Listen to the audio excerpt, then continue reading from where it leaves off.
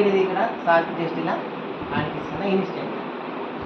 Okay sir, ఇది చేసిన ఒక 5 టైమ్స్ ఇలానంటే రైట్. సో ఇప్పుడు సార్ ఏం చేస్తారంటే మీ షోల్డర్ మీద జస్ట్ ఇలా చెయ్యేస్తాడు ఇలా. ఓకే, ఇది తిరిగాను రైట్ చేస్తాడు. ఒకసారి చెయ్యండి తన మీద. అంటే నేను ఏం చేస్తున్నాను, ఆ హ్యాండ్ అనేది మీకు ఇవ్వాలా. ఓకే, సో ఒకసారి చెయ్యండి. జస్ట్ ఏం చేసినాడు సార్, చెయ్యేసినాడు మీకు రైట్.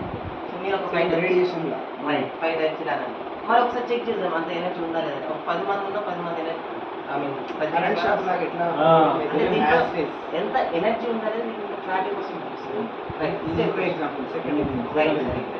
ఎందుకంటే మీకు క్లారిటీ ఇంకా డెప్త్గా సేమ్ ఇప్పటిలాగానే నిల్చోండి, కాలు పోస్ట్ టచ్ చేయండి రైట్. సో స్టిఫ్గా ఉండండి. మళ్ళీ మీ ఎనర్జీ లెవెల్ చెక్ చేస్తాను. ఓకే, మరి ఆ ఎనర్జీ అనేది ఉందా లేదనేది తెలుసు. ఓకే, 1 2 3.